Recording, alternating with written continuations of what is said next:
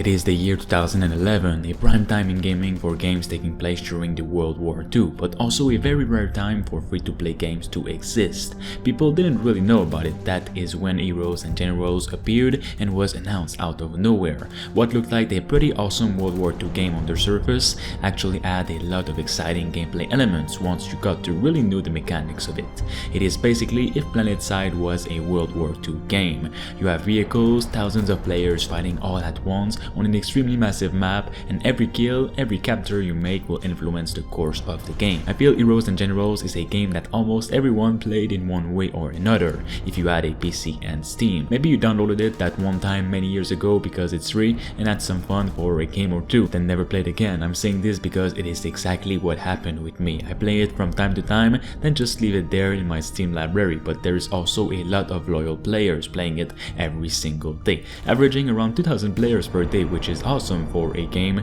which released several years ago. But we're not here to talk about this original game. No, we're actually here to talk about its upcoming sequel, which has just been revealed, and let me tell you, most people are not happy about it for several reasons. Its prototype footage, first of all, also doesn't look really good. This also means death, by the way, for Heroes and Generals. Let's get into it right away.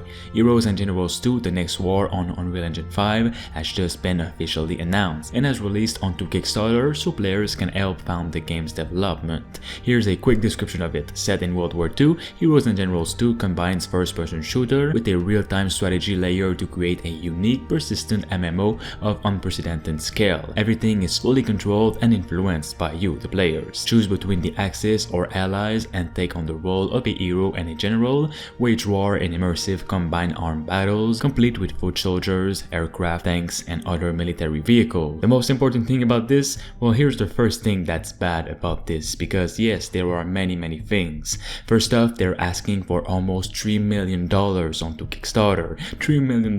Even a game with an absolutely huge following would have troubles going up to $3 million from its fans supporting it. I'm sorry, but it is impossible for this game, a game supported by an average amount of people, to gain $3 million in the course of 72 days. Now guys, the first 10 days of a game's Kickstarter is crucial, and most of the time will tell you right away if it will succeed or not. Heroes and General 2 is nowhere close yet, and they've unfortunately passed the high point. For a game like this, even though it is a massive all-out warfare project, you shouldn't have put such a high founding objective because it has high chances of never succeeding, hence now putting the development of this sequel to a low point and maybe having it cancelled, but I really hope not. Second thing that is not so cool about this is they are shutting down the servers of the original game soon to work on this sequel. Here's their statement about this. The current version of Heroes and Generals will be discontinued in the near future. The challenge we face as developers is that the Redux engine, the engine that the first game is using, is Flash-based, which is no longer supported. The necessary upgrades and evolving tech around us are making it impossible to find solutions that work for the long term. We will do our best and work our fastest to get this sequel in the hands of our community as soon as possible, but it will all depend on the support of our community.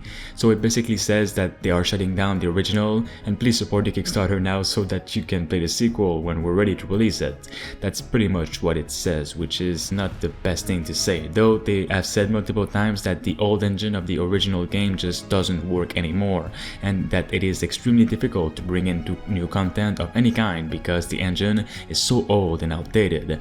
And they're also losing money from it because there are no new players coming in or paying for battle passes and such. So either this sequel gets popular and gets the funding that it needs and the original game is shut down, or the sequel doesn't get any support, hence it never releases, and the original game gets shut down as well. It is a tough situation they are in, and I really wonder what they will do with this. If you'd like to know about the future of this game, make sure you like the video now and subscribe to stay tuned.